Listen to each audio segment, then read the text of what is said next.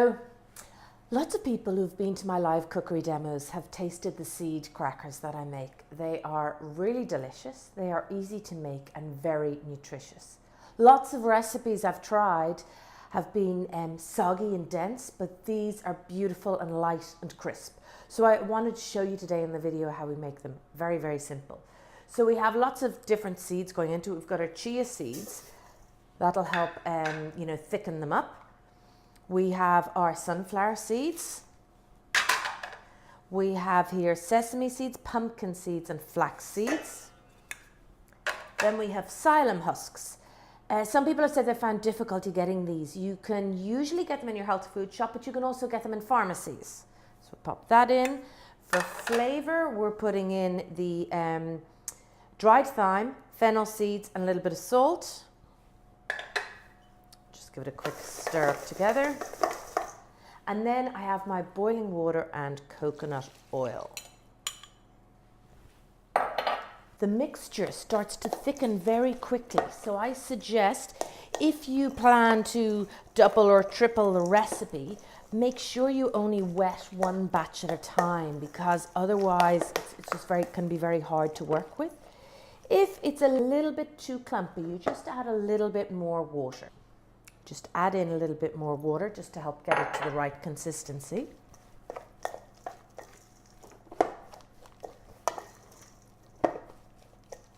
Okay, so now's where it's useful to have some of the tips. So I like to work on one of these firm and non-stick baking mats, and then I will pop maybe half the mixture onto it, and then you want to spread it out. It can be a little tricky to roll, so what I tend to do is get another non-stick sheet and use my hands. If you use your hands directly on it, it all sticks to your hands and it just works a bit tricky. But the best tip I can give you here is to get them as thin as you can now, and that's what makes them really nice and crunchy afterwards. So I'll just show you here. So I can move a thicker bit over there and this thicker piece over here. And we'll just try again.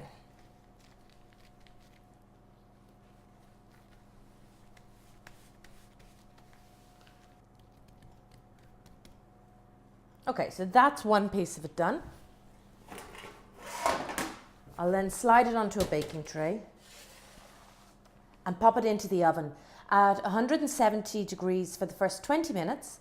And then after 15 minutes, I'll show you, but I'm going to turn the whole large cracker over and pop it back in for another 15 minutes. So we get the second half of the batch onto the tray. Get your mat, your non-stick mat, and work out from the center, trying to get as even as you can. You can use a rolling pin. I just find that it's easier with my hands.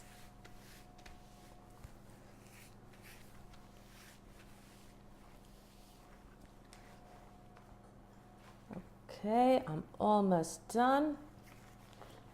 And the recipe for this I originally got was from Dominique Kemp and Patricia Daly's A Ketogenic Kitchen. So halfway through, you simply get the crackers and you grab the sheet and turn it over. And then it's going to take another 15 minutes on the other side. There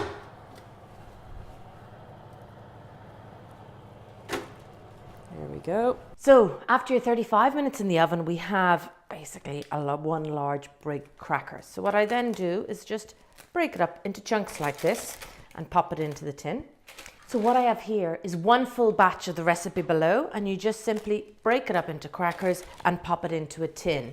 Just keep it in the airtight tin for about 2 weeks. It's beautiful with pate or cheese. And for any of these seed bits that are left, I pop them in the bottom of the tin, and anytime I'm having a soup, I simply sprinkle them on top of the soup or grab them as a snack. Really nutritious and tasty. So give them a go. Thanks for watching, and please subscribe to get more recipes. Thanks.